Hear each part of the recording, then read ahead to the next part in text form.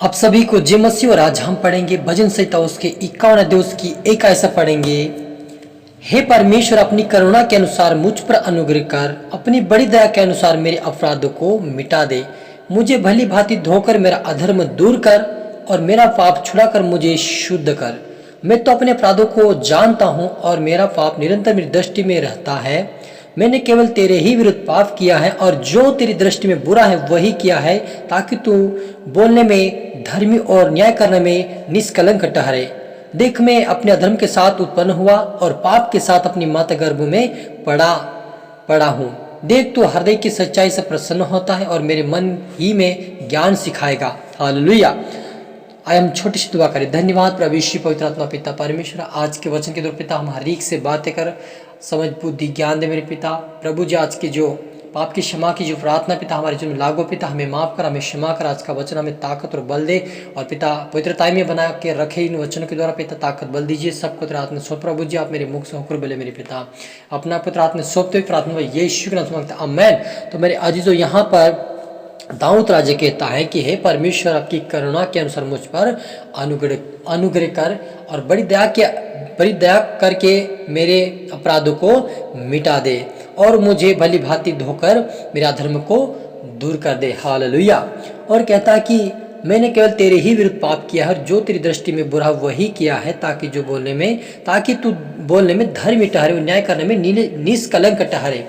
Hallelujah. Dawood राजा कहता कि हे परमेश्वर पिता, मैंने बहुत सारी गलती गुनाह किया, मैंने बहुत बड़े आपके विरुद्ध में इतना बड़ा पाप किया है कि आप जब बोलते धर्मी ठहरता और आप जब न्याय करेंगे तो अब मैं आप ही निष्कलंक ठहरेंगे। यानी परमेश्वर निष्कलंक और धर्मी है। जब हमारे न्याय करेगा तो वो हमें भी पवित्र और निर्मल करेगा मेरे अजीजों, क्योंकि वह परमेश्वर क्षमा करने वाला परमेश्वर है।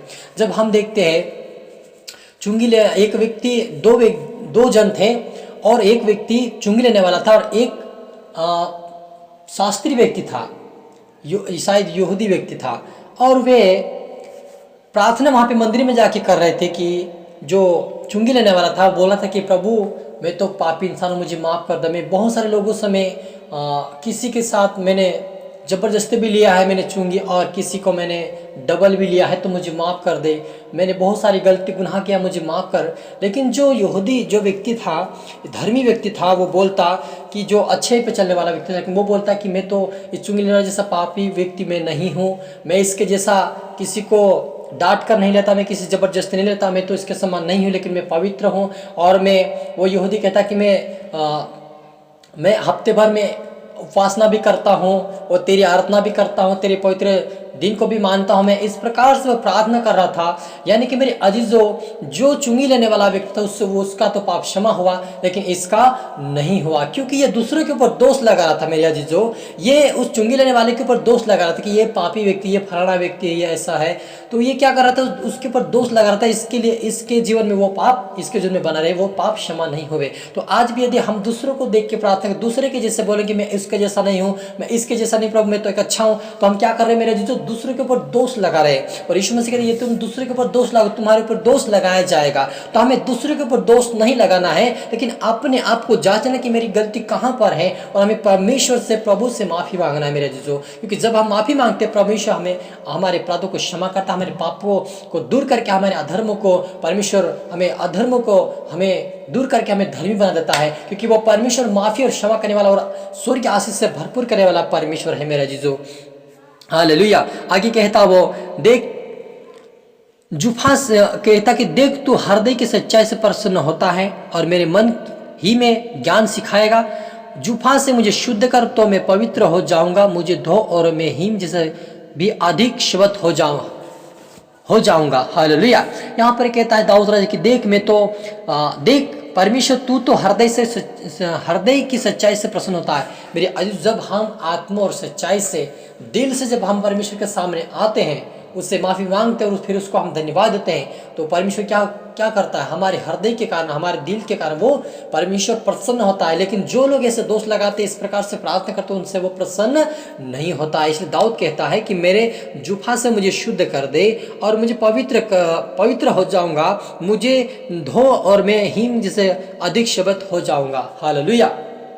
तो मेरे अजीजों, यहाँ पर दाऊद कहता कि आप मुझे पवित्र शुद्ध करें, जुफान से मुझे शुद्ध करे तो मैं पवित्र और शुद्ध हो जाऊंगा। मेरे अजीजों, दाऊद को मालूम था कि परमेश्वर पाप को क्षमा करता है और धोकर पवित्र शुद्ध करता है।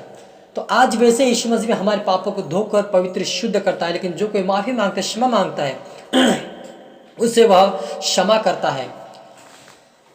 वह उसे आशीष देने वाला प्रभु है।